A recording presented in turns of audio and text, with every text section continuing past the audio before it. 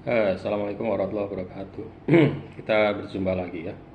Kita melanjutkan chapter 5 ini yang kemarin kita cut untuk videonya.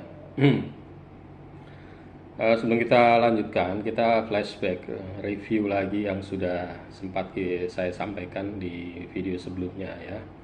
Yang pertama adalah tentang job coverage. Ya, jadi pekerjaan quality itu banyak ya. Menurut saya ada 6 jenis ya, dengan segala karakteristik dan tanggung jawab yang berbeda-beda. Nah, itu yang pertama ya. Review yang kedua adalah tentang KKNI ya, bahwa job level ya, dengan acuan pencapaian akademik dan pencapaian karir di job di profesional itu ada guidance-nya ya, yang bikin government, pemerintah ya, namanya KKNI, Kerangka Kualifikasi Nasional Indonesia ya. Kalau Anda S1 atau D4 itu seharusnya atau sebaiknya atau Anda layak ada di level 6. Nah, kalau di diploma 3 Anda di level 5. Nah, ya itu yang kedua ya. Nah, review yang ketiga adalah tentang pertanyaan interview. Ya.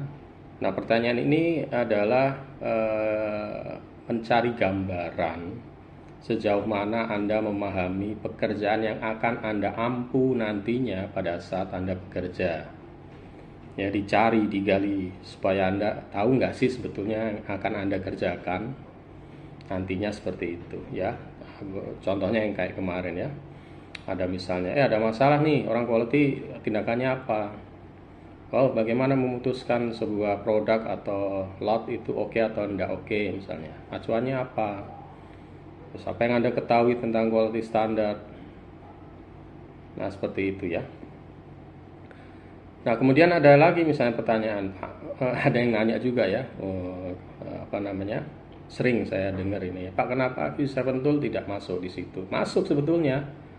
Ada pertanyaan yang bersangkut paut dengan 7 tool, cuman Anda tidak akan ditanyakan proses atau bagaimana cara mengolah data. Itu pasti Anda tahu.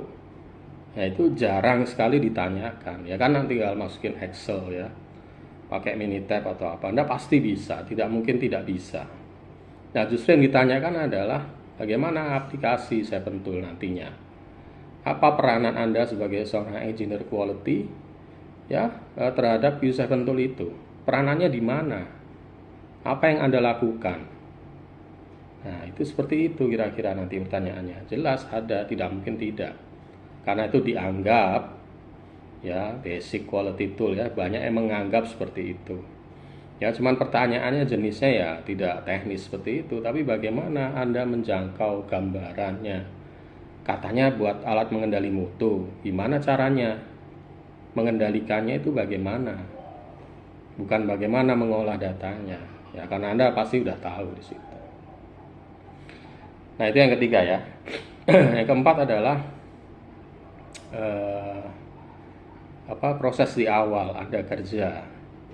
Satu, learning, gemba atau observasi lapangan ya, wajib dilakukan. Anda mau kerja pertama kali, Anda mau pindah kerja, atau Anda baru intensif di dunia quality, sama langkahnya. Nah, ya. Kemudian selanjutnya adalah ikut melakukan inspeksi.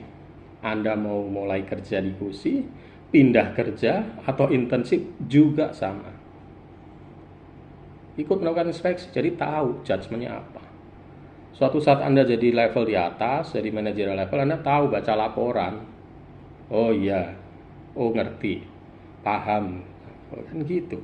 Anda tidak pernah ke lapangan, tidak pernah melakukan inspeksi, bagaimana Anda membuat judgement? Ya, karena di inspeksi itu, kegiatan inspection ini banyak sekali ilmu-ilmunya, ilmu-ilmu prakteknya loh ya. Oh, kan gitu ya. Kemudian adalah tentang reporting. Nah, ini ya, bagaimana supaya reporting, pencatatan, laporan itu benar-benar dilakukan karena berguna di kemudian hari. Apa gunanya ya? Salah satunya yang nomor itu 4, historical problem, historical reoccurrence ya. Jadi namanya pengulangan sejarah Ya, jadi ada masalah di masa depan. Nah, ini ada masalah di masa lalu udah ada nih catatan-catatannya. Jadi mudah ya mengawali sebuah perbaikan dengan gitu ya. Ya, kita lanjut ke subbab selanjutnya ya, yaitu learning relationship. Ya, jadi hubungan antara beberapa pelajaran atau mata kuliah ya dengan dunia pekerjaan quality. Ya, quality ya jelas tidak bisa berdiri sendiri ya. Kalau di industrial engineering ada mata kuliah namanya quality control, itu ada. Kalau di mata kuliah yang lain tidak nemu, ya tidak ditemukan. Ada bilang quality management, quality apa ini, tapi pada dasarnya itu ya sekedar ya cukup tahu aja, bukan ke hal teknis, bukan ke hal operasional, ya. Tapi yang menyangkut quality management system adalah sebuah sistem, nah itu banyak diajarin ya. Cuman bagi Anda entry level juga, oh ya asal tahu aja. Cuman karena Anda nanti pekerjaannya lebih sering di lapangan, teknis, operasional sehari-hari, ya akhirnya banyak yang nggak nyambung di situ dalam tanda kutip. Ini saya sebutkan aja ya beberapa, seharusnya Anda belajar ini ya, supaya bisa melengkapi keilmuan di dunia quality. Yang pertama adalah statistik ya, jelas. Kalau statistik mungkin diajarin semua lah ya. Jadi tidak perlu saya bahas panjang lebar. Kemudian project management. Sebagian diajarkan, sebagian tidak. Nah, project management itu penting. Kenapa? Nanti pada suatu saat Anda seorang quality melakukan namanya kegiatan rework. Nah, nanti ada nih ya materi tersendiri tentang quality rework.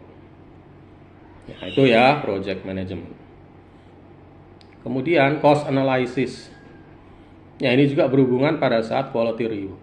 Dihitung ya biaya rework lah ya. Kalau begini bagaimana, kalau begitu apa. Nah, itu.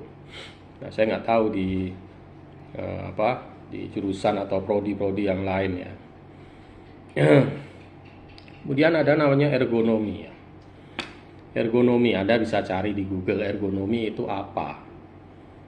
Ya, ini juga salah satu yang penting ya. Kenapa? Karena permasalahan quality yang berhubungan dengan namanya workmanship, kesalahan terjadi orang per orang, itu bisa jadi karena permasalahan ergonomi ini ya, kerja nggak nyaman, nggak enak ya, pola bekerja, pola tempat naruh ininya tidak sesuai dengan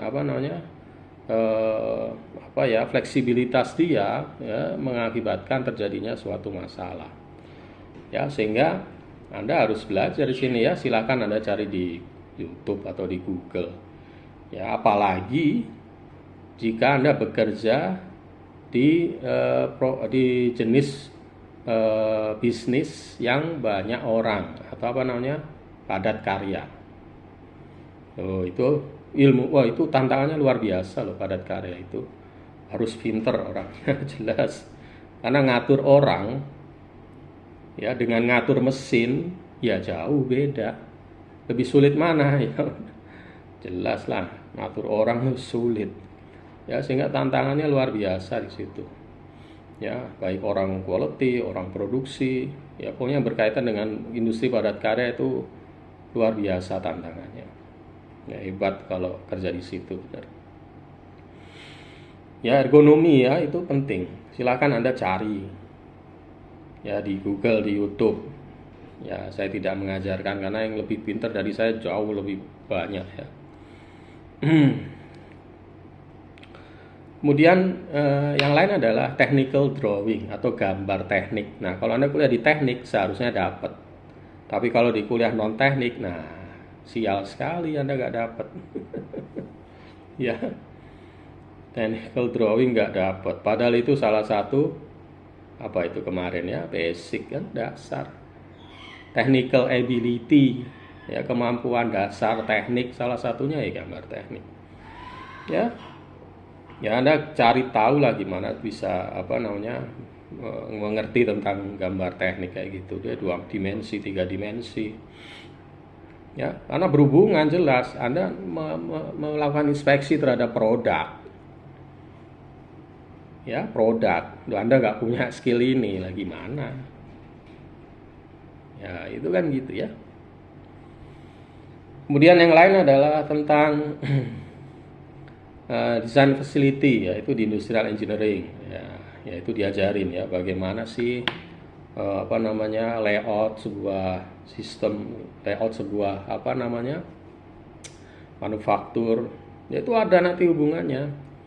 Suatu saat Anda membuat perbaikan, oh iya nih layoutnya harus gini, ya, itu basicnya di situ. Ya kemudian ada modeling system, ya bikin flowchart, bikin apa namanya flow of process. Kemudian ada namanya production planning, inventory. Loh itu ilmu-ilmu nanti dipakai di dunia quality juga, jangan salah loh Pak, itu kan ranahnya ini Pak. Kalau Bapak Budi bilang dulu ada quality dan quantity, ini ranahnya quantity. Iya betul. Tapi suatu saat sama dengan project management tadi ya, Anda melakukan quality reward, ilmu-ilmu tadi itu dipakai semua. Ya, production planning Anda pakai. Karena ditarget, oh reward ditarget hari ini 5.000 output. Anda kan ngitung di situ 5.000 nih gimana cara mencapainya. Nah, mulai mikir, wah iya dulu saya pernah belajar nih production planning. Oh, enak kayak gitu. Ya.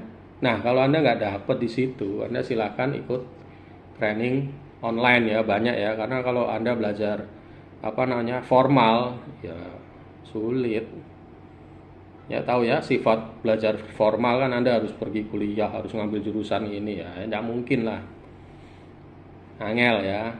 Bisa angel. Mending jelir pakai jalur non formal. Ya pelatihan online offline, production capacity, production planning itu banyak. Nah, itu Anda dengerin di situ. Oh konsepnya kayak gini. Ya, wes. Enak nanti suatu saat Anda ada namanya quality reward. Ya. Ya, salah satu pencapaian tersulit pekerjaan quality engineer itu kan reward. Ya, itu salah satunya yang paling sulit. Kenapa? Semua ilmu yang dia miliki itu keluar. Semua loh ya, ilmu itu keluar, mulai dari non teknis, teknis, wes keluar semua di situ. Ya, sayangnya jarang sekali diajarkannya quality reward loh. Padahal penting itu. Penting loh, pakai banget lah. Ya seperti itu ya. Oke, kita lanjut ke sub materi terakhir ya, yaitu job level. Ya di sini saya sebutkan 3 job level. Ya sebenarnya cukup 2 lah. Ya karena menurut KKNI, ya bagi Anda yang pernah kuliah, kalau nggak di level 5 Anda bekerja, itu ada di level 6. Oh gitu ya. Nah kita bahas di level 5 dulu ya. Silakan Anda buka ya PDF-nya. Entry level di analis atau teknisi. Nah sebelum saya mulai ya, jadi mohon diperhatikan ya, bahwa penamaan jabatan ya kalau ya, dalam konteks pekerjaan quality ya itu beda-beda dan macamnya banyak, jadi jangan bingung nanti ya. Saya kasih contoh begini ya, kalau kita bicara umum ya, ada namanya inspektor, ada staff, ada supervisor, ada manajer, itu umum ya. Tapi suatu saat ada jabatan namanya leader. Nah ini ada leader ya, sama-sama di dunia quality, sama-sama jenis bisnisnya B2C misalnya. Ada perusahaan A, B, dan C. Leader di perusahaan A itu setara dengan level manager. Di perusahaan B itu ada di atas inspektor, tapi di bawah staff. Ya, kalau di sini di level manager itu berapa di KKNI ya, level 8 lah ya, 7 atau 8 aja lah. Nah di sini di perusahaan B itu ada di atas inspektor tapi di bawah staff. Ya ada di level 4 atau 4,5 lah ya di situ. Nah di level C beda lagi, namanya leader tapi di atas staff, di bawah supervisor. Di level 5,5 ibaratnya. Loh, itu kayak gitu. Ya, jadi jangan bingung. Wah, yang satu leadernya kok gitu ya. Ini leadernya yang benar yang mana ya? Semua benar. Tidak ada aturan baku. Oh, gitu ya. Cuman ini nasihat aja ya. Dari saya misalnya ya. Kalau Anda sudah pernah kerja, kemudian ada di level-level tertentu, gunakanlah bahasa yang umum. Supervisor itu umum. Nah, ada yang membingungkan ya gitu, foreman. Foreman itu gimana ya? Nah, karena tidak semua HRD, saya ulang ya, tidak semua HRD itu tahu hal-hal kayak gini. Loh, itu pernah saya buktikan dan itu mudah dibuktikan. Oh, gitu loh. Ya karena luasnya cakupan pekerjaan ya yang ya dimaklumi kayak gitu ya. Apalagi apa namanya hal-hal kayak gini tidak pernah dibicarakan misalnya di forum HRD-nya atau apa ya, lebih itu lagi, lebih bingung lagi kayak gitu kan. Ya, HRD itu ya punya forum ya, punya grup WhatsApp juga ada ya. Apalagi di daerah-daerah industri itu mereka punya tuh. Ya, kalau Anda ngelamar sesama satu wilayah daerah industri, hati-hati ya ngomongin gaji karena mereka tahu kayak gitu, saling tahu ya. Kecuali Anda pindah jauh, nah itu beda soal. Ya, jadi penamaan kayak gitu ya seolah-olah nggak ada standarnya. Nah, iya emang terjadi. Sama aja kayak kemarin QA dan QC ya. Kalau di industri ini jelas batasnya. QA ini, QC ini. Di industri ini enggak juga. Ya, QA juga QC, QC juga QA. Ya, nggak bisa salahin. Ya, di industri digital misalnya, namanya testing produk, software testing ini namanya QA. Padahal kerjanya QC, itu kan sama kayak gitu. Jadi tidak perlu dipermasalahkan. Cuman harus tahu ya. Nah, dari tahu ini Anda bisa bersikap. Oh iya kayak gini. Ya, tahu loh, ya kan? Ada namanya misalnya nih, engineer. Oh, itu sebuah nama jabatan. Di perusahaan A, engineer itu selevel dengan supervisor. Di perusahaan B, engineer itu ada di bawahnya staff. Loh, itu ada. Padahal perusahaannya, produknya itu mirip sekali, beda merek. Ya, tidak perlu saya sebutkan. Ya, makanya jangan, nggak usah bingung, nggak usah pusing. Oh, lain gitu ya. Nah, iyalah. Ya, ya ini sekedar membuka wawasan ya. Itu realita yang terjadi kayak gitu. Ya, jadi jangan, ya ini hanya saran aja ya, suggestion ya. Supaya berhati-hati kalau Anda pindah kerja. Anda tulis leader di tempat Anda, itu leader ya, ada di KKNI level 7 misalnya, di tempat lain belum tentu, bisa jadi malah turun di level 4. Itu kan rugi Anda. Nah, ya, seperti itu loh ya. Ya, di LinkedIn itu banyak saya nemu kayak gitu. Ya, ada dibahas juga, ya udah. Ya, akhirnya ketahuan kan bahwa memang terjadi perbedaan, diskrepensi ya, perbedaan yang kadang-kadang menimbulkan permasalahan baru.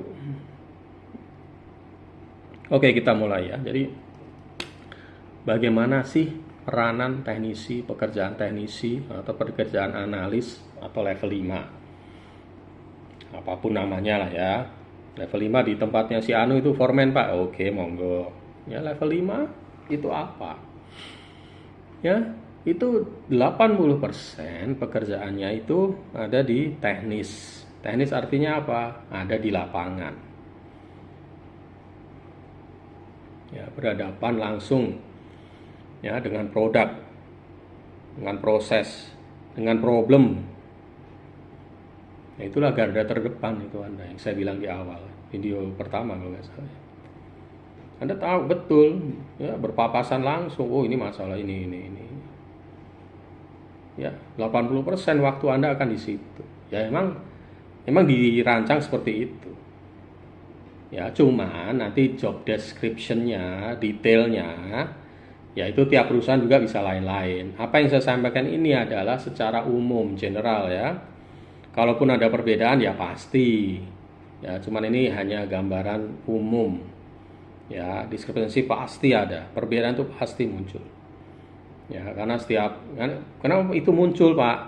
Ya, karena tergantung perusahaannya, jenisnya apa.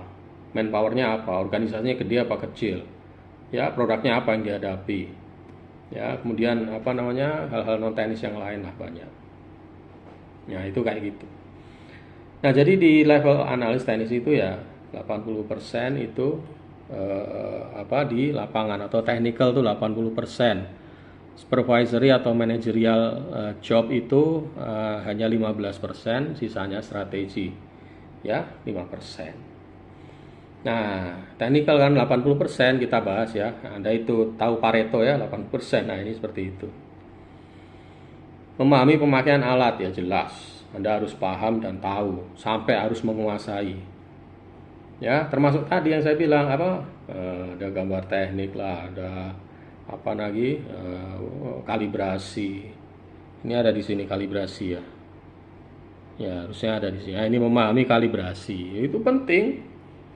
Anda melakukan inspeksi ya sebagai salah satu alat pengendalian mutu, memastikan ukuran, dimensi dan seterusnya menggunakan alat ukur. Alat ukurnya tahu dari mana alat itu benar, dari kalibrasi. Kalibrasi mana Anda tahu bahwa itu benar? Nah, ada caranya. Kalau belum tahu, Anda harus ikut pelatihan. Ujungnya gitu ya. Silahkan Anda cari sendiri. Mau dicari YouTube yang gratisan ya silahkan kalau nemu. Ya karena salah satu pilar utama itu kalibrasi. Ada audit mutu, ya audit quality. Salah satu yang ditanyakan pertama kali itu kalibrasi. Itu pengalaman saya kerja ya. Kalibrasinya mana? Sertifikatnya mana? Barangnya mana? Saya mau lihat kesesuaiannya. Wes, tuh aja yang dikejar. Ya karena tahu inspection itu senjata utama quality control. Inspection. Ya, jadi gini ya, saya sedikit keluar topik sedikit aja.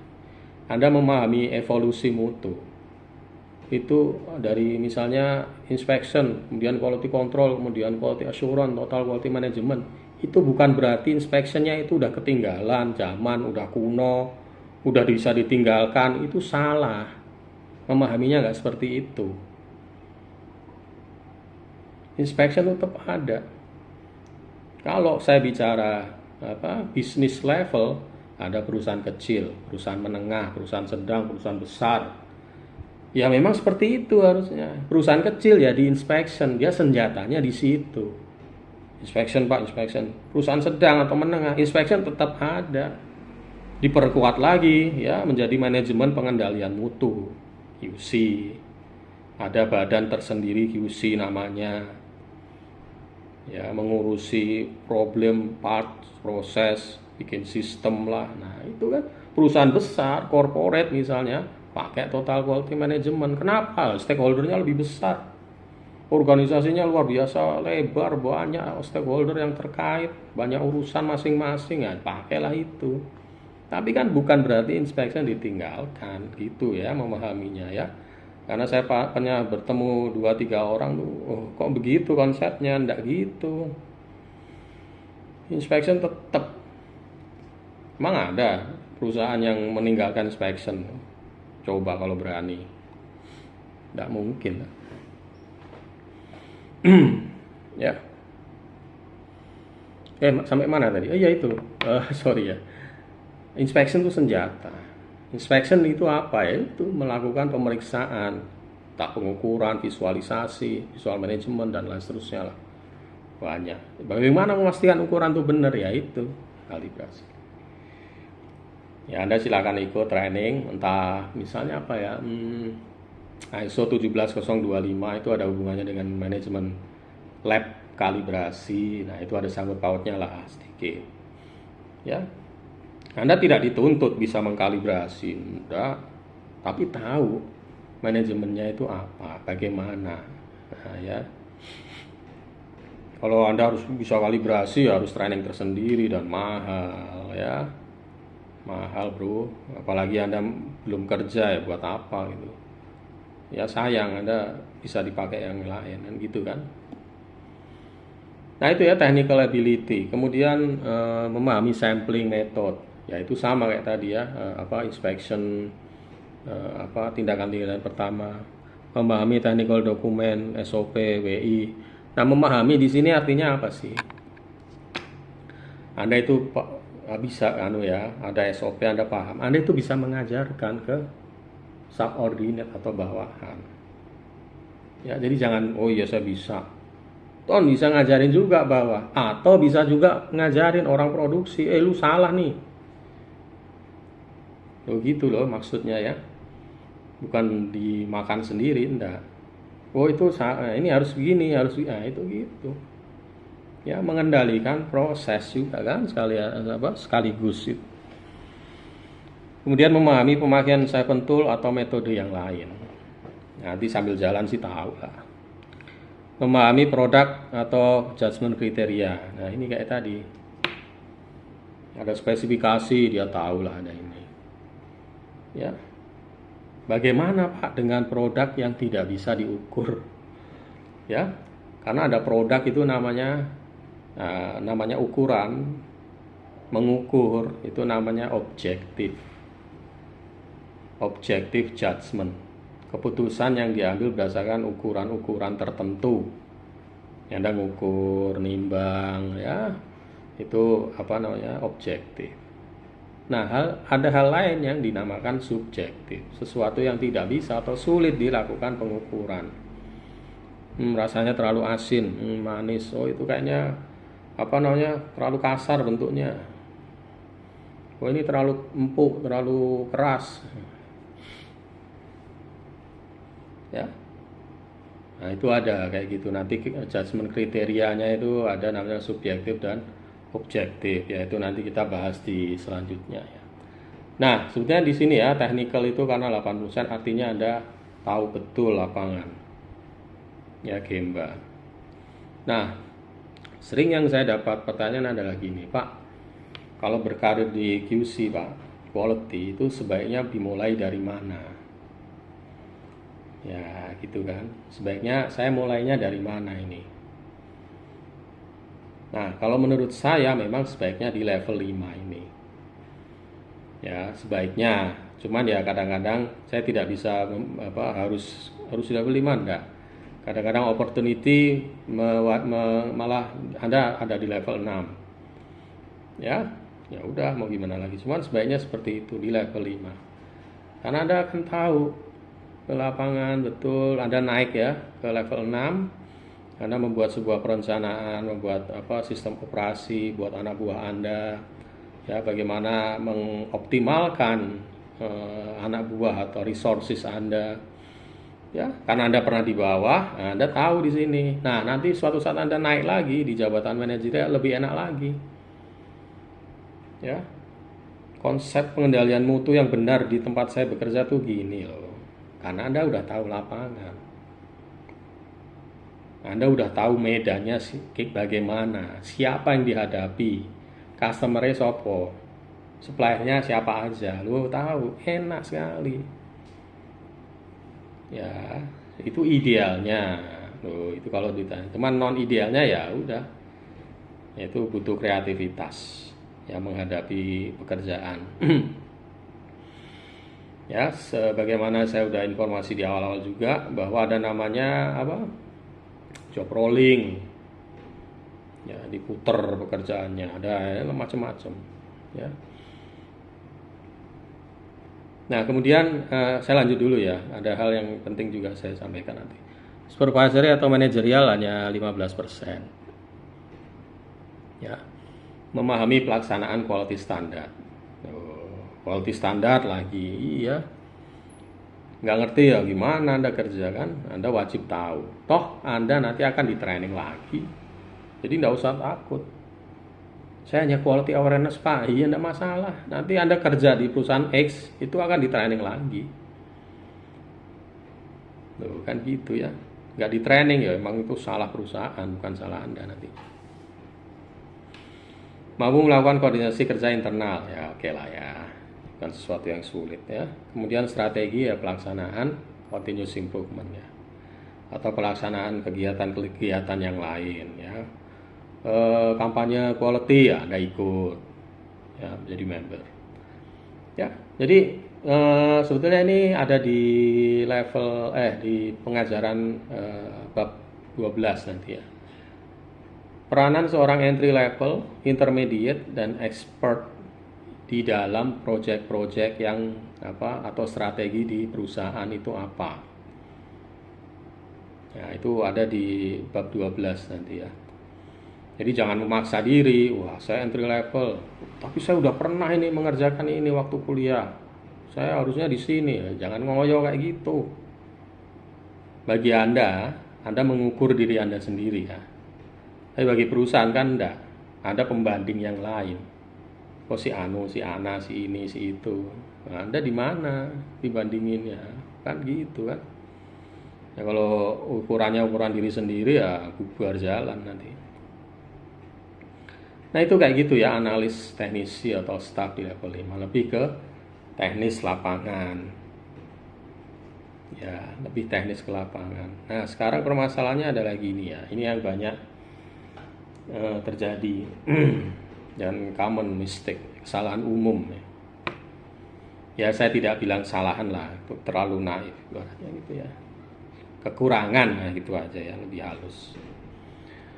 Ini sedikit keluar konteks tapi ada hubungannya. Nanti Anda menjadi seorang subordinate atau atasan superior.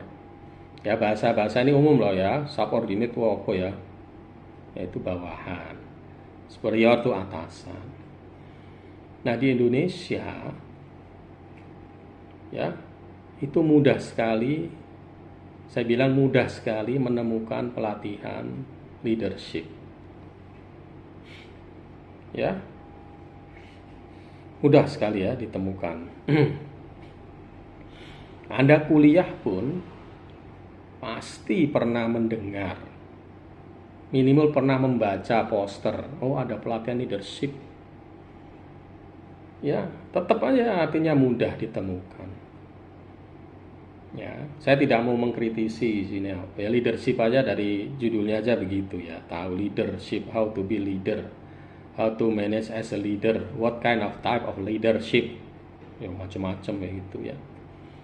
Cuman begini, ya, Anda suatu saat bekerja, melamar bekerja, diterima menjadi seorang pekerja, itu statusnya begini, Anda itu pasti punya atasan. Saya ulang ya, Anda pasti punya atasan. Tapi belum tentu punya bawahan. Ya, saya ulang. Anda pasti punya atasan, tapi belum tentu punya bawahan. Ya, status Anda pekerja, nggak mungkin Anda nggak punya atasan. Loh, siapa Anda kalau kayak gitu? Kecuali Anda mau bikin perusahaan, langsung jadi atasan saya Pak, ya monggo. Tapi kalau Anda statusnya pekerja, ya kayak gitu. Artinya apa? Anda akan menjadi bawahan. Nah sekarang pertanyaannya yang selanjutnya, siapkah Anda menjadi bawahan? Pernahkah Anda dilatih menjadi bawahan? Ya, Anda mungkin tahu jawabannya. Ya, pertanyaan retoris. Ya, bagaimana sulitnya mencari sebuah pelatihan how to be a good subordinate. Bagaimana menjadi bawahan yang baik dan benar. Loh, sebelum jadi atasan Anda latihan jadi bawahan dulu. Emang jadi bawahan gampang? Emang semua orang ditakdirkan jadi leader? Oh iya Pak, minimal leader diri sendiri ya. Itu semua orang juga tahu kayak gitu. Leaderin orang lain loh, maksudnya gitu loh ya. Tapi jadi bawahan, ya itu udah pasti. Bagaimana menjadi bawahan yang baik? Bagaimana cara ngeles yang baik? Ya, bagaimana menyampaikan ke atasan Anda, wah saya nggak mampu nih, saya tidak bisa ini. Ya, ada caranya. Ya, bagaimana berkomunikasi dengan baik. Saya setuju untuk tidak setuju. Ya, tidak gampang. Bagaimana cara ketawa palsu? Oh, itu ada ya, cara-cara kayak gitu ya. Nah, lagi kumpul sama bos-bos ya. ada joke, guyonan, joke-nya garing kebetulan, yang lain ketawa, Anda diem. Jadi aneh kayak gitu. Ya, ya itu ketawa palsu salah satu skill paling tinggi ya dalam dunia pekerjaan. Itu Anda nggak pernah dilatih jadi anak buah. Minimum kalau Anda pernah jadi member anak buah, nah, suatu saat Anda naik jabatan, oh kayak gini ya rasanya jadi leader ya. Wah, hati-hati nih saya nih supaya nggak salah nih. Oh, kan gitu. Ya semua ada tahapannya gitu loh.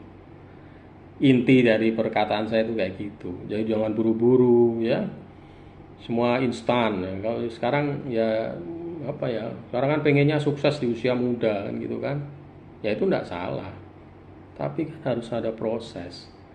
Ada kemampuan dari mental sendiri. Ya saya pernah bicara kalau nggak salah ya. Jangan lupa saya di chapter berapa. Mental, knowledge, kemudian kematangan otak. Itu kan ada ilmu-ilmunya kayak gitu loh.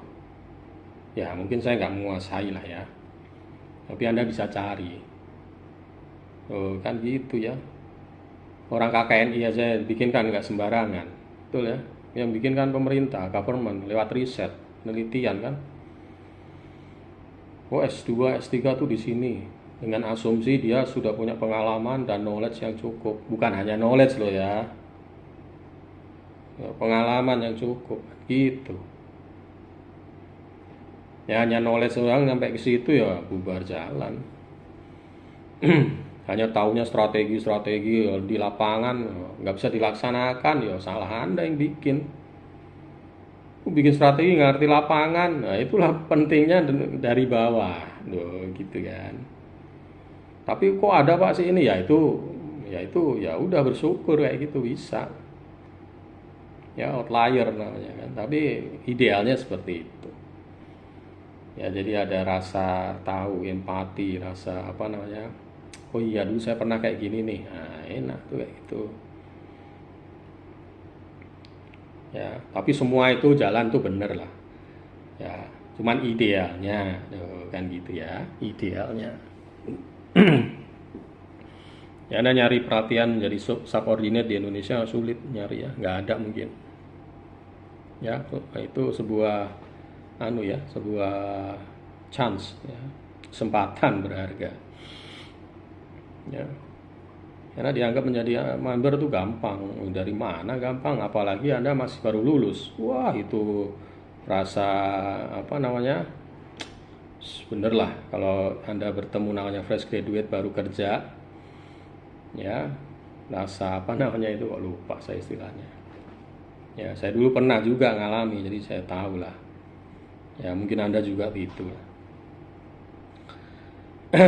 Oke ya kita lanjut ya. Jadi yang selanjutnya adalah di level 6 atau superior level.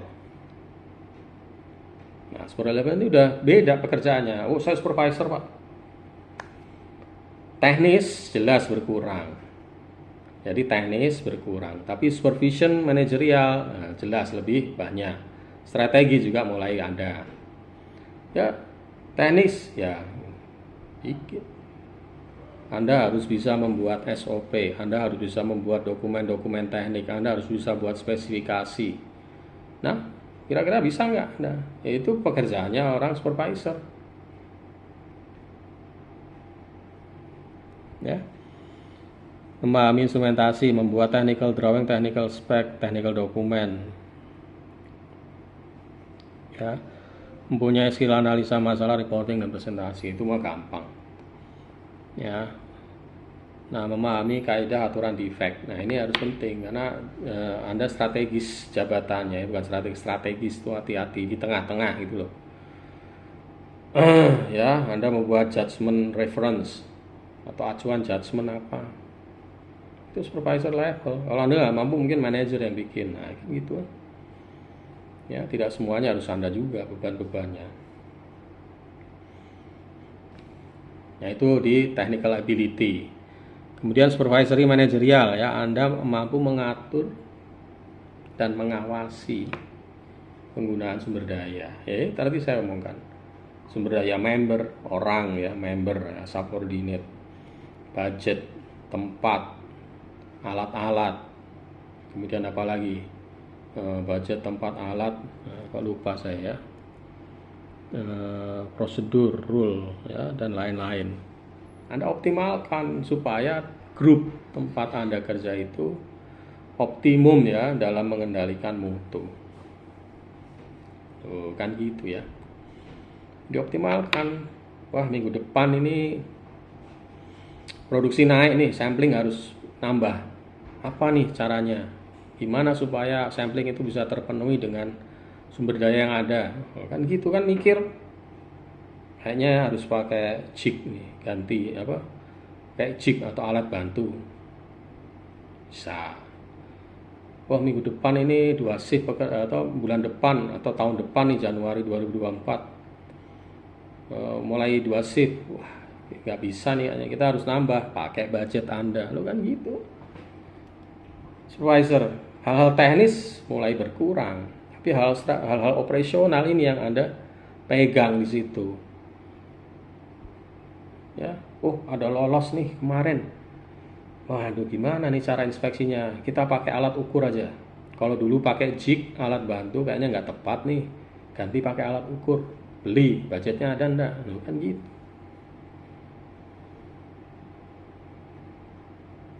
Ya, sudah mulai berpikirnya berbeda dengan teknis tadi.